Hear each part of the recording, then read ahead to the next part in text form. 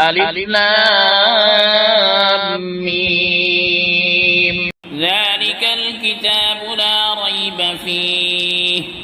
هدى للمتقين الذين يؤمنون بالغيب ويقيمون الصلاة ومما رزقناهم ينفقون والذين يؤمنون بما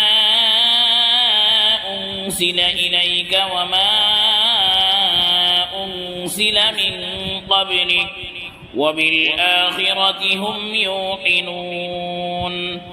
أولئك على هدى من ربهم وأولئك هم المفلحون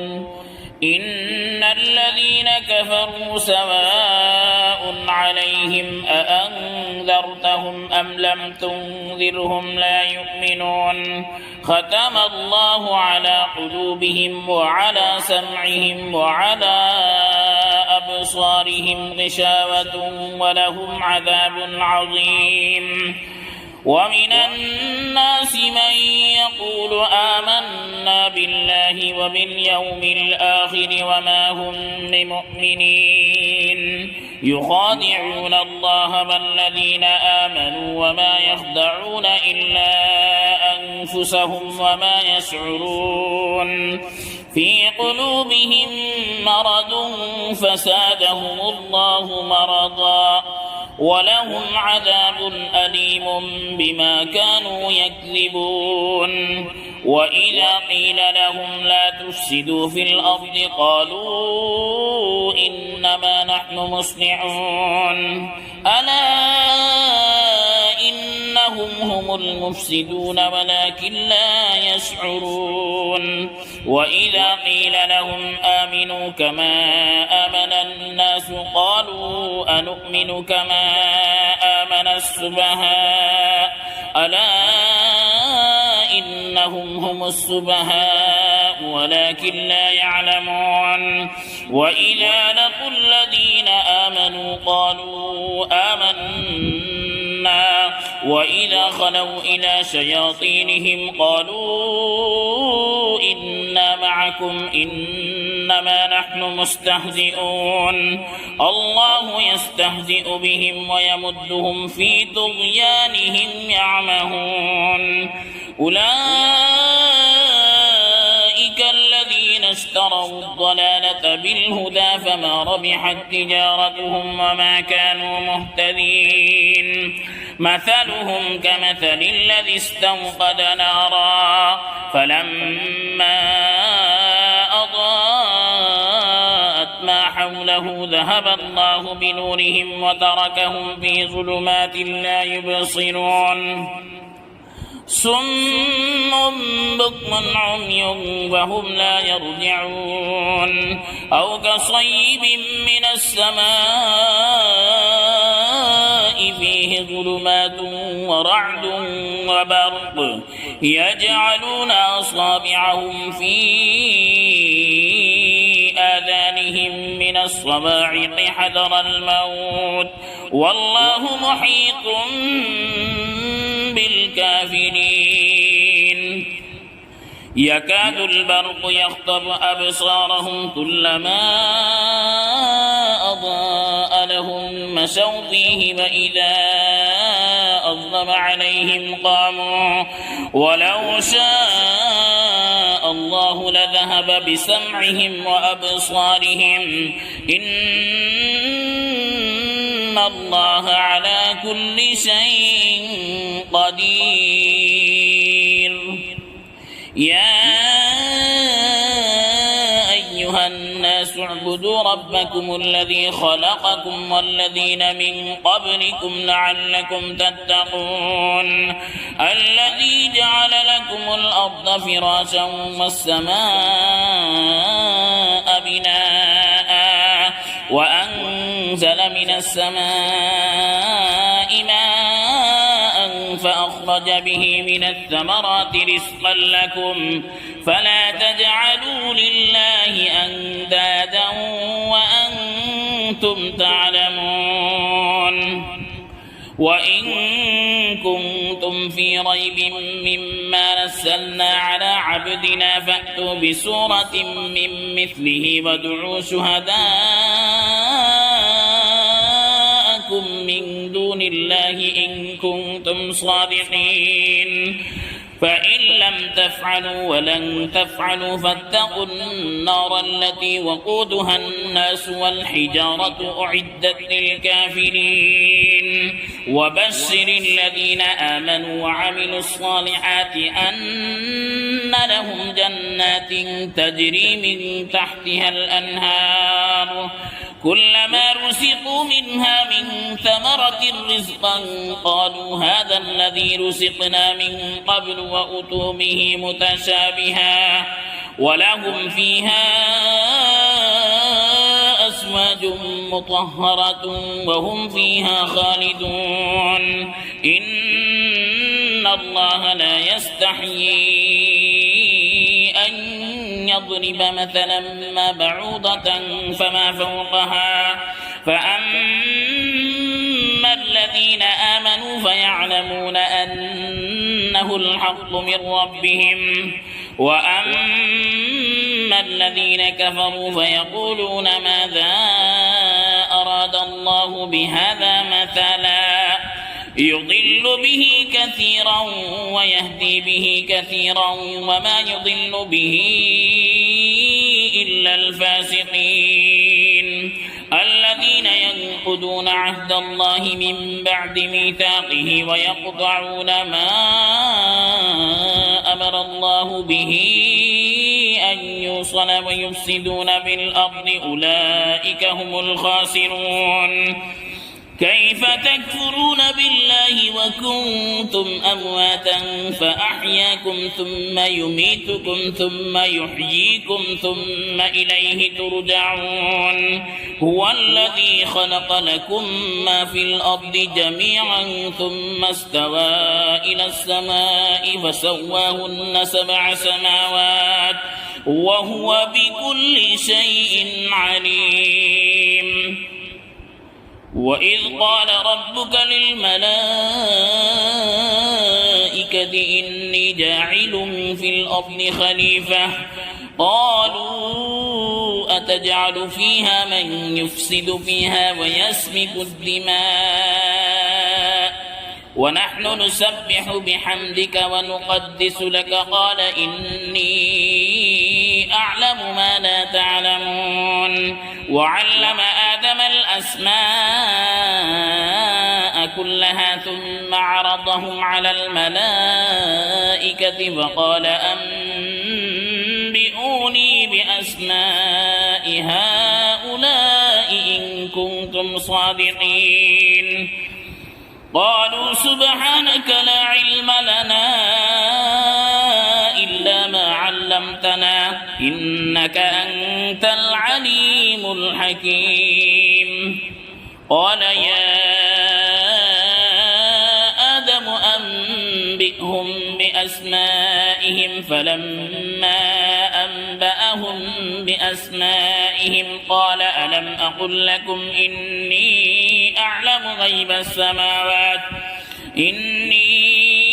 أعلم غيب السماوات والأرض وأعلم ما تبدون وما كنتم تكتمون وإذ قلنا للملائكة اسجدوا لآدم فسجدوا إلا إبليس أبى واستكبر وكان من الكافرين وقلنا يا آدم اسكن أنت وزوجك الجنة وكلا منها رغدا حيث شئتما ولا تقربا هذه الشجرة فتكونا من الظالمين فأزلهما الشيطان عنها فأخرجهما مما كانا فيه وقلنا اهبطوا بعضكم لبعض عدو ولكم في الأرض مستقر ومتاع إلى حين فتلقى آدم من ربه كلمات فتاب عليه إنه هو التواب الرحيم قلنا اهبطوا منها جميعا فإما يأتينكم مني هدى فمن تبع هداي فلا خوف عليهم ولا هم يحزنون والذين كفروا وكذبوا بآياتنا أولئك أصحاب النار هم فيها خالدون يا بني إسرائيل اذكروا نعمتي التي أنعمت عليكم وأوفوا بعهدي أوف بعهدكم وإياي فارهبون وآمنوا بما أنزلت مصدقا لما معكم ولا تكونوا أول كافر به ولا تشتروا بآياتي ثمنا قليلا وإياي فاتقون ولا تلبسوا الحق بالباطل وتكتموا الحق وأنتم تعلمون وأقيموا الصلاة وآتوا الزكاة واركعوا مع الراكعين أتأمرون الناس بالبر وتنسون أنفسكم وأنتم تتلون الكتاب أفلا تعقلون واستعينوا بالصبر والصلاة وإنها لكبيرة إلا على الخاشعين الذين يظنون أنهم ملاقو ربهم وأنهم إليه راجعون يا بني إسرائيل اذكروا نعمتي التي أنعمت عليكم وأني فضلتكم على العالمين واتقوا يوما لا تجزي نفس عن نفس شيئا ولا يقبل منها شفاعة ولا يؤخذ منها عدل ولا هم ينصرون وإذ نجيناكم من آل فرعون يسومونكم سوء العذاب يذبحون أبناءكم ويستحيون نساءكم وفي ذلكم بلاء من ربكم عظيم وإذ فرقنا بكم البحر فأنجيناكم وأغرقنا آل فرعون وأنتم تنظرون وإذ وعدنا موسى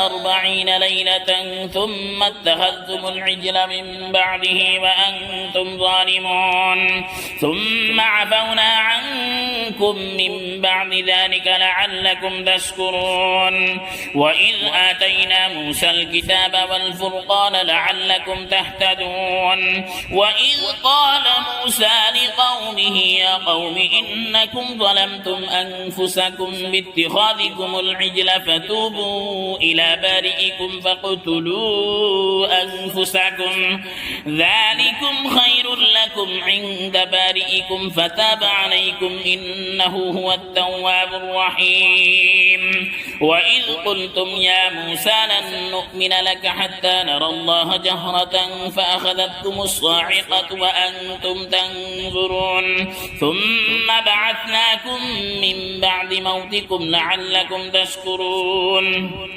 وظللنا عليكم الغمام وأنزلنا عليكم المن والسلوى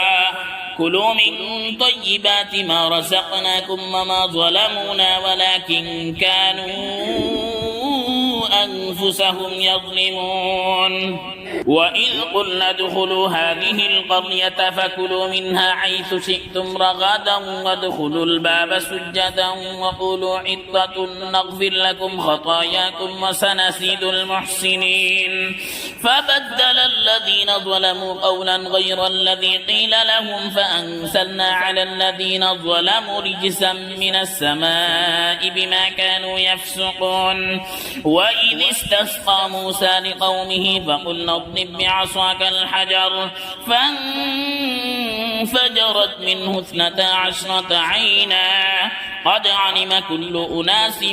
مشربهم كلوا واشربوا من رزق الله ولا تعثوا بالأرض مفسدين وإذ قلتم يا موسى لن نصبر على طعام واحد فادع لنا ربك يخرج لنا مما تنبت الأرض من بقلها وقثائها وفومها وعدسها وبصلها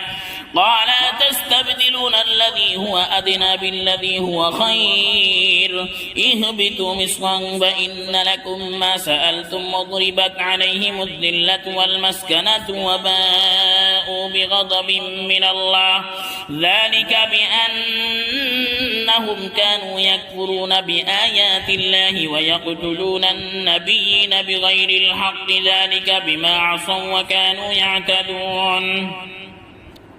إن الذين آمنوا والذين هادوا والنصارى والصابئين من آمن بالله واليوم الآخر وعمل صالحا فلهم أجرهم عند ربهم ولا خوف عليهم ولا هم يحزنون وإذ أخذنا ميثاقكم ورفعنا فوقكم الطور خذوا ما آتيناكم بقوة واذكروا ما فيه لعلكم تتقون ثم توليتم من بعد ذلك فلولا فضل الله عليكم ورحمته لكنتم من الخاسرين ولقد علمتم الذين اعتدوا منكم في السبت فقلنا لهم كونوا قردة خاسئين فجعلناها نكالا لما بين يديها وما خلفها وموعظة للمتقين وإذ قال موسى لقومه إن الله يأمركم أن تذبحوا بقرة قالوا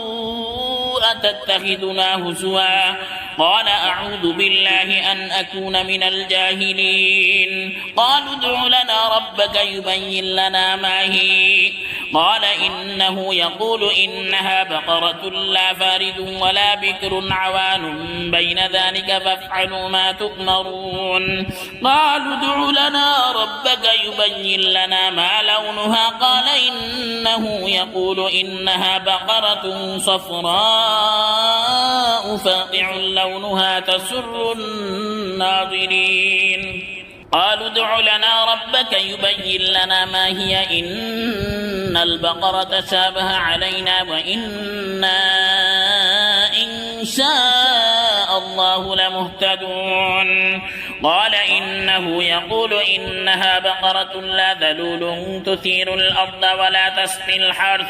مسلمة لا شية فيها قالوا الآن جئت بالحق فذبحوها وما كادوا يفعلون وإذ قتلتم نفسا فادارأتم بها والله مخرج ما كنتم تكتمون فقلنا اضربوه ببعضها كذلك يحيي الله الموتى ويريكم آياته لعلكم تعقلون ثم قست قلوبكم من بعد ذلك فهي كالحجارة أو أشد قسوة وإن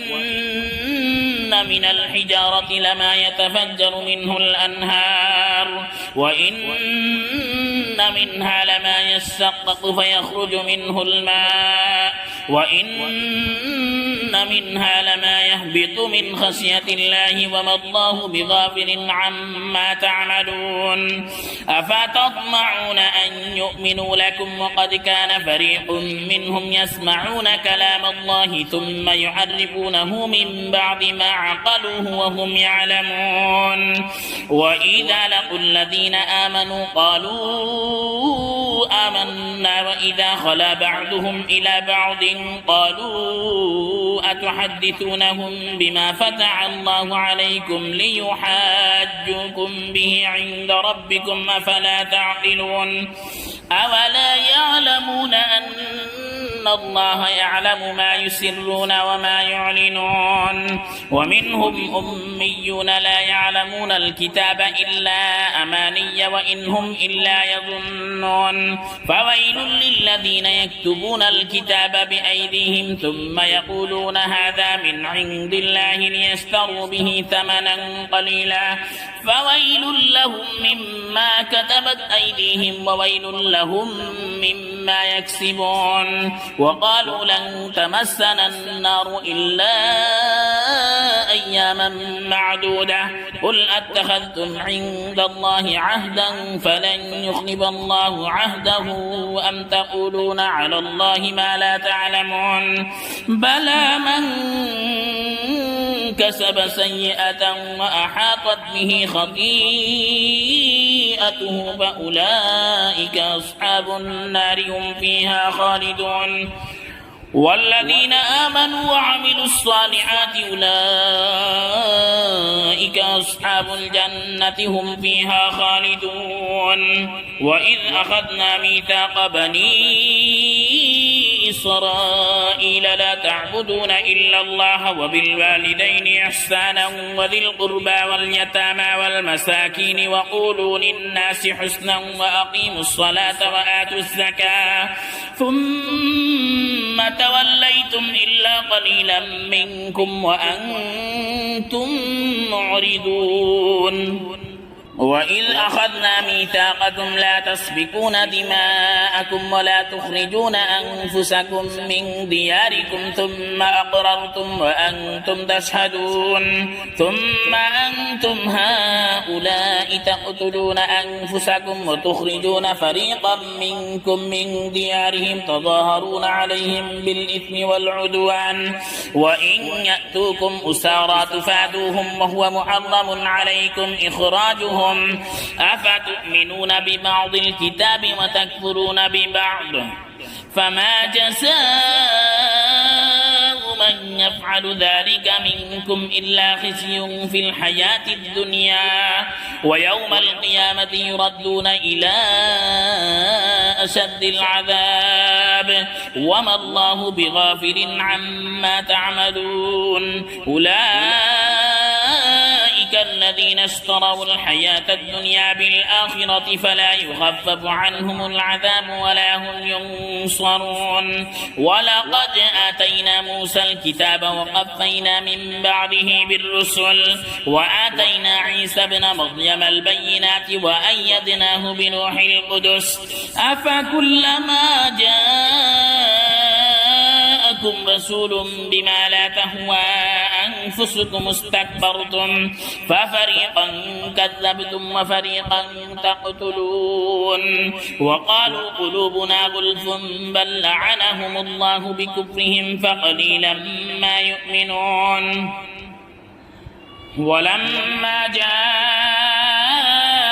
كتاب من عند الله مصدق لما معهم وكانوا من قبل يستفتحون على الذين كفروا فلما جاءهم ما عرفوا كفروا به فلعنة الله على الكافرين بئس ما اشتروا به أنفسهم أن يكفروا بما أنزل الله بغيا أن ينزل الله من فضله على من يشاء من عباده فباءوا بغضب على غضب وللكافرين عذاب مهين وإذا قيل لهم آمنوا بما أنزل الله قالوا نؤمن بما أنزل علينا ويكفرون بما وراءه وهو الحق مصدقا لما معهم قل فلم تقتلون أنبياء الله من قبل إن كنتم مؤمنين ولقد جاءكم موسى بالبينات ثم اتخذتم العجل من بعده فأنتم ظالمون وإذ أخذنا ميثاقكم ورفعنا فوقكم الطور خذوا ما آتيناكم بقوة واسمعوا قالوا سمعنا وعصينا وأشربوا في قلوبهم العجل بكفرهم قل بئس ما يأمركم به إيمانكم إن كنتم مؤمنين قل إن كانت لكم الدار الآخرة عند الله خالصة من دون الناس فتمنوا الموت إن كنتم صادقين ولن يتمنوه أبدا بما قدمت أيديهم والله عليم بالظالمين ولتجدنهم أحرص الناس على حياة ومن الذين أشركوا يود أحدهم لو يعمر 1000 سنة وما هو بمزحزحه من العذاب أن يعمر والله بصير بما يعملون قل من كان عدوا لجبريل فإنه نزله على قلبك بإذن الله مصدقا لما بين يديه وهدى وبشرى للمؤمنين من كان عدوا لله وملائكته وملائكته ورسله وجبريل وميكال فإن الله عدو للكافرين ولقد أنزلنا إليك آيات بينات وما يكفر بها إلا الفاسقون أو كلما عاهدوا عهدا نبذه فريق منهم بل أكثرهم لا يؤمنون ولما جاءهم رسول من عند الله مصدق لما معهم نبذ فريق من الذين أوتوا الكتاب كتاب الله وراء ظهورهم كأنهم لا يعلمون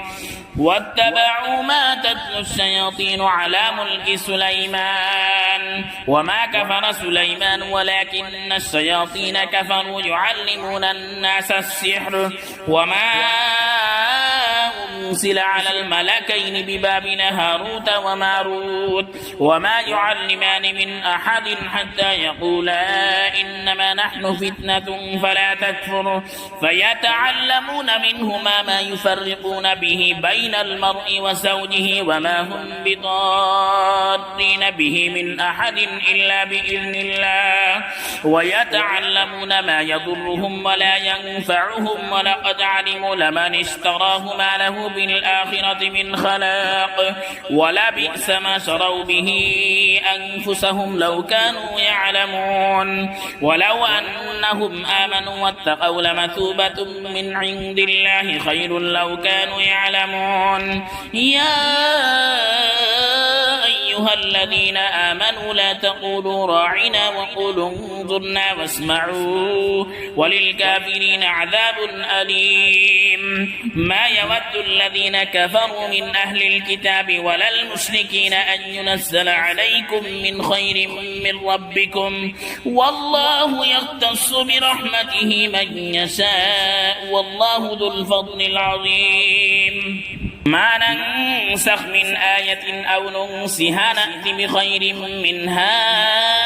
أو مثلها ألم تعلم أن الله على كل شيء قدير ألم تعلم أن الله له ملك السماوات والأرض وما لكم من دون الله من ولي ولا نصير أم تريدون أن تسألوا رسولكم كما سئل موسى من قبل ومن يتبدل الكفر بالإيمان فقد ضل سواء السبيل ود كثير من أهل الكتاب لو يردونكم من بعد إيمانكم كفارا حسدا من عند أنفسهم من بعد ما تبين لهم الحق فاعفوا واصفحوا حتى يأتي الله بأمره إن الله على كل شيء قدير وأقيموا الصلاة وآتوا الزكاة وما تقدموا لأنفسكم من خير تجدوه عند الله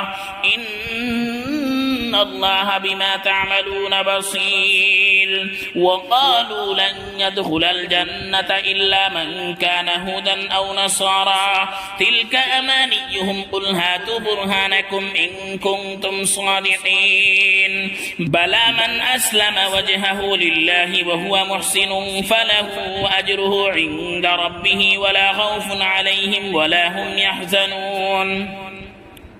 وقالت اليهود ليست النصارى على شيء وقالت النصارى ليست اليهود على شيء وهم يتلون الكتاب كذلك قال الذين لا يعلمون مثل قولهم فالله يحكم بينهم يوم القيامة فيما كانوا فيه يختلفون ومن أظلم ممن منع مساجد الله أن يذكر فيها اسمه وسعى في خرابها أولئك ما كان لهم أن يدخلوها إلا خائفين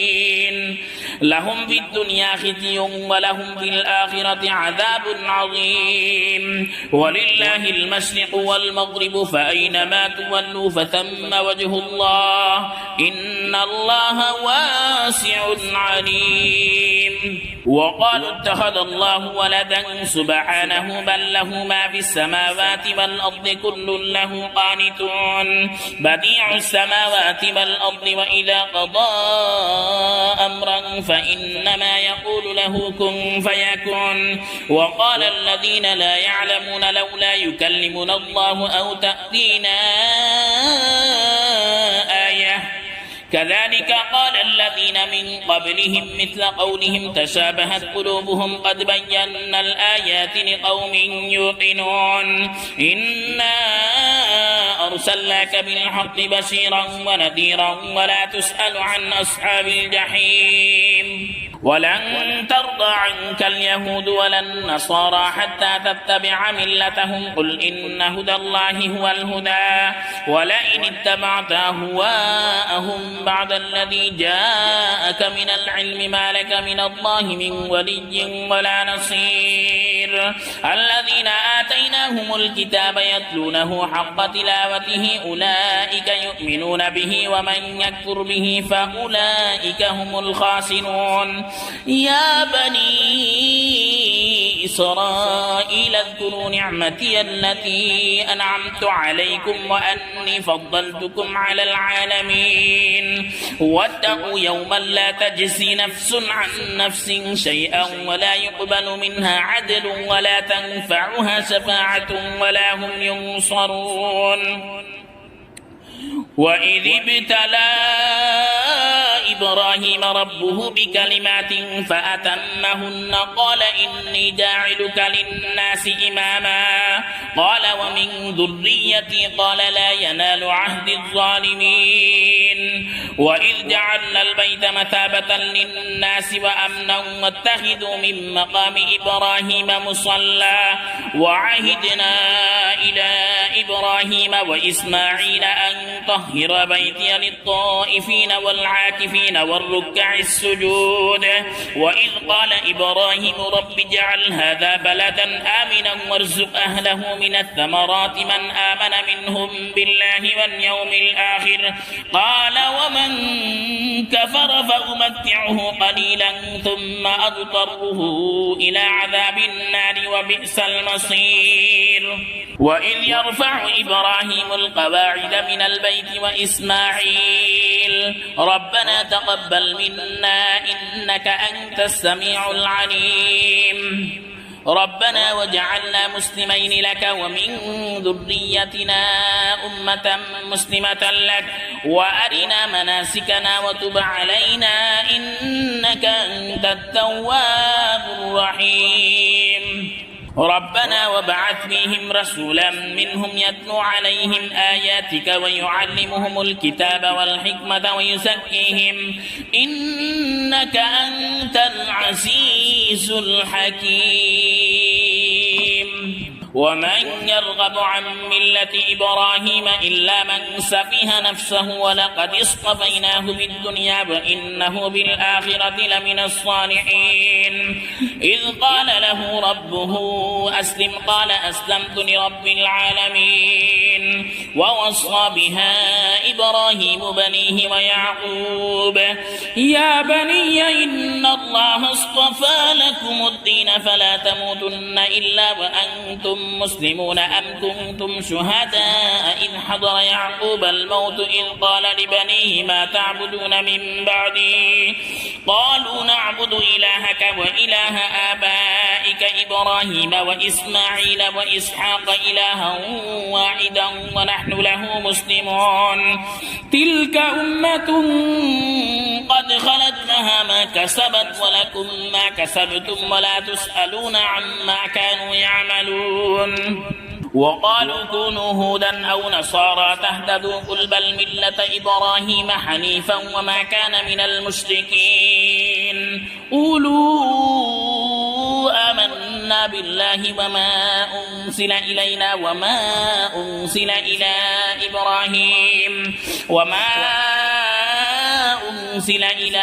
إبراهيم وإسماعيل وإسحاق ويعقوب والأسباط وما أوتي موسى وعيسى وما أوتي النبيون من ربهم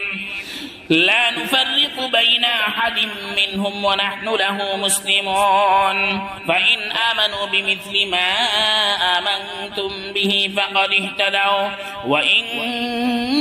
تولوا فإنما هم في شقاق فسيكفيكهم الله وهو السميع العليم صبغة الله ومن أحسن من الله صبغة ونحن له عابدون قل أتحاجوننا في الله وهو ربنا وربكم ولنا أعمالنا ولكم أعمالكم ونحن له مخلصون أم تقولون إن إبراهيم وإسماعيل وإسحاق ويعقوب والأسباط كانوا هودا أو نصارى قل أأنتم أعلم أم الله ومن أظلم ممن كتم شهادة عنده من الله وما الله بغافل عما تعملون تلك أمة قد خلت لها ما كسبت ولكم ما كسبتم ولا تسألون عما كانوا يعملون.